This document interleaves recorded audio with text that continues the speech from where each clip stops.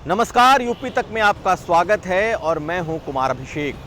पिछले 24 घंटे के सभी अहम खबरों को समेटे हम हाजिर हैं अपना न्यूज शो आज का यूपी लेकर। तो आज बात होगी कि क्या सचमुच हाथरस कांड के पीछे उत्तर प्रदेश में जातीय दंगा करने की कोई तैयारी थी? जयंत चौधरी के बाद अब संजय सिंह पर क्यों फेंकी गई स्याही और उत्तर प्रदेश में कैसे कम हो रही है कोरोना की रफ्तार? चलते हैं खबरों की तरफ। हाथरस में सियासी हंगामा अपने चरम पर है। आज आम आदमी पार्टी नेता संजय सिंह जब प्रेस को संबोधित कर रहे थे तभी उन पर किसी शख्स ने स्याही फेंक दी। चेहरे से लेकर कपड़े तक स्याही के पूरे दाग लग गए। उस वक्त स्याही फेंकने वाले उस शख्स को पकड़ा गया, उसकी पिटाई भी की गई, लेकिन वो लगातार नारेबाजी करता रहा। संजय सिंह पर स्याही फेंकने के बाद वो लगातार आपत्तिजनक नारे लगाता रहा। लेकिन आपको याद हो कि इससे पहले रविवार को जब आरएलडी के बड़े नेता जयंत चौधरी प्रेस को ब्रीफ कर रहे थे तब पुलिस ने लाठियां चलाई थी और उनके समर्थकों सहित उन्हें भी लाठी की चोटें आई थी। इस वक्त जबकि सियासी हंगामा अपने चरम पर है, ऐसी घटनाएं बीजेपी के लिए बेहद ही नुकसानदेह है, क्योंकि ऐसे कदमों से बीजेपी की किरकिरी लगातार हो रही है। पार्टी और सरकार दोनों पर सवाल उठ रहे हैं। चलते हैं अगली खबर की तरफ। हाथरस मामले पर पिछले कुछ दिनों से चौतरफा घिरी योगी सरकार आज इस एजेंडे को थोड़ा डाइवर्ट करने में सफल रही। सरकार की तरफ से एक वेबसाइट की जानकारी लीक की गई। इस वेबसाइट का नाम था जस्टिस फॉर हाथरस विक्टिम। इस डिजिटल प्लेटफॉर्म का सहारा लेकर सरकार की माने तो उत्तर प्रदेश में दंगा कराने की एक बड़ी साजिश रची गई थी। जस्टिस फॉर हाथरस विक्टिम के बहाने ऐसे ऐसे लोगों को जोड़ा गया था जो उत्तर प्रदेश में अशांति और अराजकता पैदा कर सकते हैं। दरअसल सरकार ने कहा है कि ऐसे सोशल मीडिया प्लेटफॉर्म के जरिए सरकार को अस्थिर करने की एक कोशिश की गई। जैसे ही सुरक्षा एजेंसियों के नज़र में ये सोशल मीडिया का प्लेटफॉर्म आया, उसके बाद से सरकार सक्रिय हो गई। उनका मानना था कि इस प्लेटफॉर्म के जरिए लोगों को यह बताया गया कि कहां और कैसे दंगा करना है और उसमें किस तरह के एहतियात बरतने हैं। यानी कि लोगों को भड़काने, लोगों को उकसाने और उसके बाद सड़कों तक उन्हें पूरे पहुंचाने की पूरी तैयारी इस वेबसाइट ने की थी। हालांकि एडीजी लॉ एंड ऑर्डर ने जब आज प्रेस कॉन्फ्रेंस की है तो कहा है कि तमाम बिंदुओं पर जांच चल रही है। उत्तर प्रदेश में कई जगहों पर छापेमारी हुई और कई लोगों की गिरफ्तारी हुई। ये ऐसे लोग थे जो सोशल मीडिया पर दुष्प्रचार या फिर अफवाहें फैला रहे थे। आने वाले दिनों में कई और गिरफ्तारियां इस मुद्दे पर हो सकती हैं, लेकिन सरकार हाथरस के मामले में इस बात को डाइवर्ट करने में या लोगों तक ये बात पहुंचाने में सफल रही है कि हाथरस के पीछे कुछ न कुछ और भी एजेंडा चल रहा है। चलते हैं अगली खबर की तरफ। आज बीजेपी के लिए एक बड़ी मुसीबत हो गई। ये खबर सामने आई कि हाथरस के सांसद राजवीर दिलेर हाथरस जेल में हाथरस कांड के आरोपियों से मिलने रविवार को गए थे।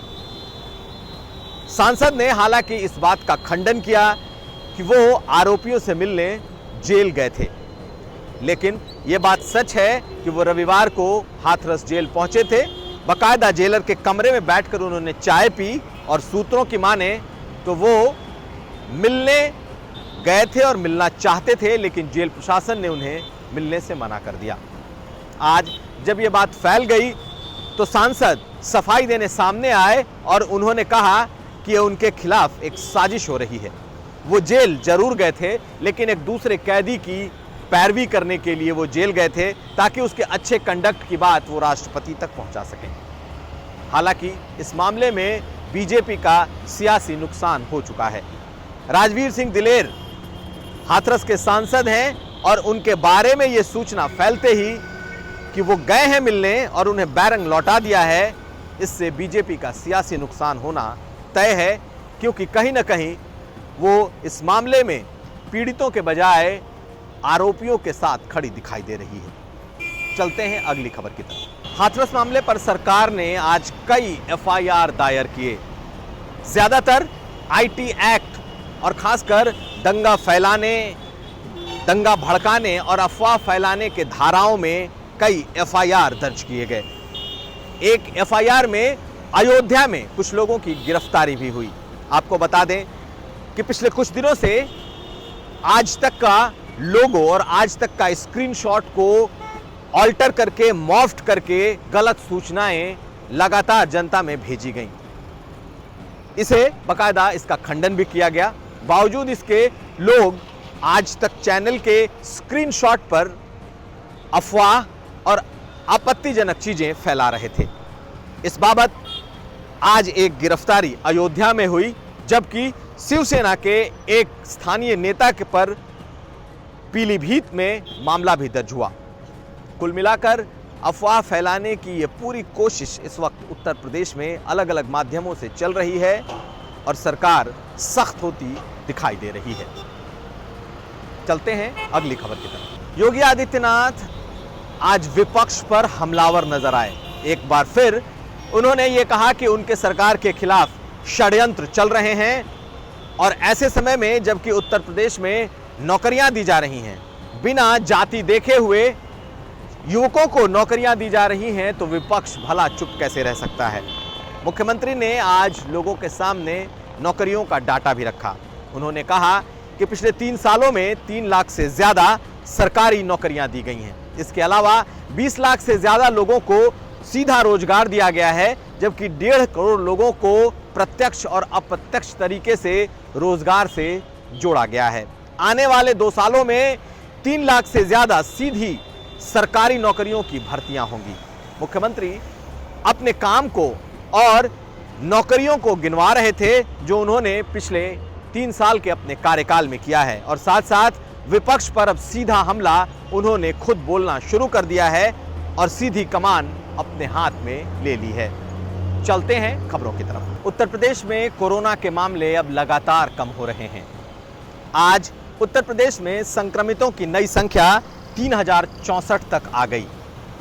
पिछले कुछ समय से 6000 से नीचे घटते घटते अब ये 3000 तक आई है, जबकि ठीक होने वालों की तादाद 4269 हो चुकी है। आज 24 घंटे में 63 लोगों ने कोरोना से दम तोड़ दिया, जबकि संक्रमित और सक्रिय मरीजों की जो तादाद है वो भी लगातार घट रही है और इस समय उत्तर प्रदेश में सक्रिय मरीजों की संख्या घटकर 45,024 तक पहुंच गई है। अब तक मरने वालों का आंकड़ा 6092 तक चला गया है। तो ये था हमारा कोरोना मीटर। तो पिछले 24 घंटे के तमाम अहम खबरों को समेटे ये था हमारा विशेष शो आज का यूपी। हम फिर हाजिर होंगे, तब तक आप देखते रहिए यूपी तक।